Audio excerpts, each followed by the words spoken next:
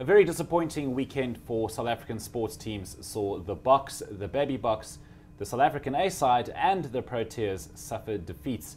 To unpack these results, I'm joined in studio by Sport 24's Garen Lamley and Rob Howing. Gentlemen, good morning. Thank you very much for coming in. Morning, Nick. Where do we begin? Rob? Let's all go home. Let's, I guess, start with probably the biggest and most disappointing result, of course, the Springboks losing to Ireland. And a very ugly, sort of unstructured performance from the Springboks for whatever reason. I suppose more humiliating was that for a large part of that game it was against 14 players, at one stage against 13 players. What were some of the big red flags for you? For me, two big things. For starters, South Africa, I think, took to the field complacent. I think, with all the hype about this whole feel-good thing with, Alistair coming in and that the Boks were a team sort of, transforming and developing their battle plan. So, massive expectation. People saying that he'd picked a really good side, that a lot of the players from Super Rugby who deserved to be there had got in. So there was so much rah-rah in the build-up that I think that the Springboks were almost put onto this sort of lofty plateau.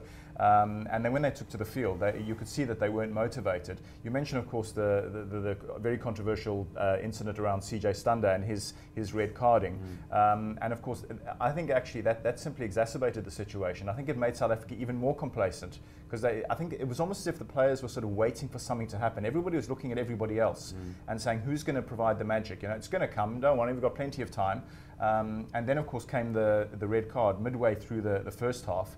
Ireland down to 14 men. So I think a lot of the Boks in their own minds thought, okay, now it is going to be a doddle. We are going to get it together. We are going to win. And all that happened was completely the reverse from an Ireland point of view. They got particularly hyped up. They went into the game as strong underdogs with an understrength side.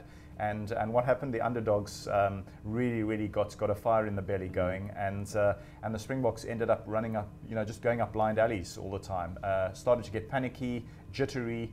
The game plan, sort of any structure that they had, all sort of fell apart. Wrong options got taken, and it ended up just being a massive dog's breakfast for South Africa. Things can only get better.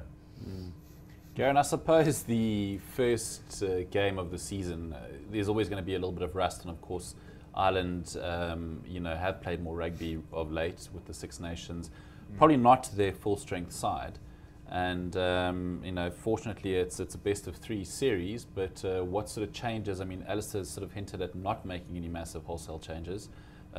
Talks of SOS's going out to Morné Steyn. I mean, what changes do you foresee for the second test? Yeah, very interesting. As you correctly said, the first match of any season, the South Africans were always going to play mid-year, same with Australia and New Zealand. And we saw in the New Zealand-Wales game, also fairly rusty, Australia losing to England, but with Ireland and all the other Northern Hemisphere teams having played a full Six Nations a couple of months ago. So they had some sort of advantage, but at the same time, Ireland had a number of injuries, particularly in their back line, missing from this tour. It was a little bit of a B strength side.